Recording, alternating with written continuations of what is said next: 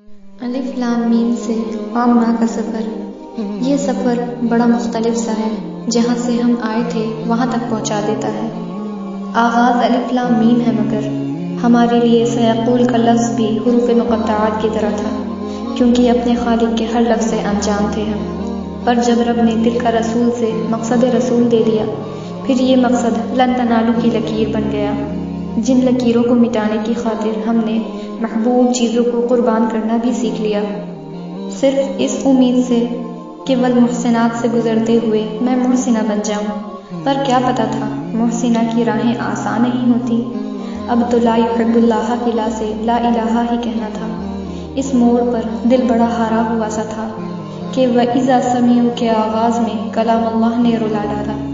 اگلے ہی دن وَلَوْ أَنَّنَا میں شیطان کے دھوکے سے دل مائل ہوتے ہوئے دیکھا۔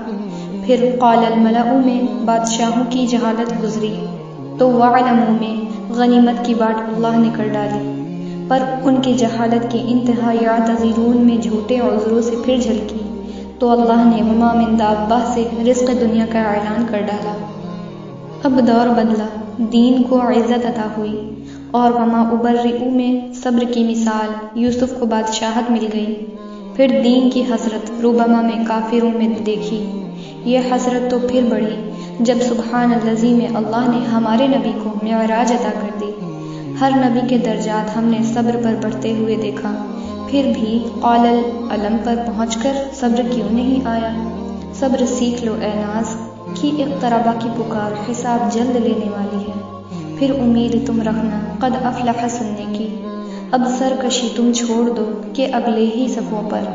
وقال الذین میں اللہ نے سرکشوں کی سرکشی کا تذکرہ کر ڈالا۔ پھر امن خلق میں بھی کفار سے سوال کر ڈالا۔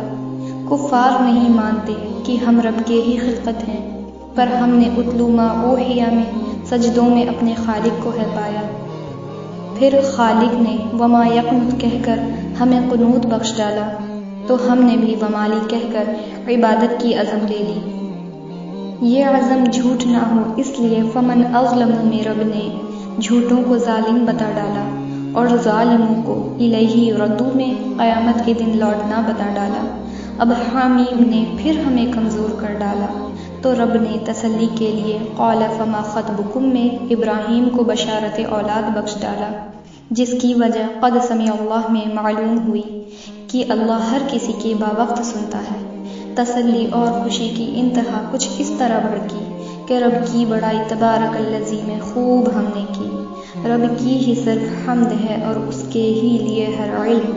ہم تو بڑے حقیر ہیں جو عامہ پڑھ کر بھی نہ آیا حلم۔ کیا خوب ہے الف لام میم سے عامہ کا یہ سفر، ایک طرف خوف ہے تو ایک طرف امید، نہ جانے کیسا ہے یہ ایمان کا سفر۔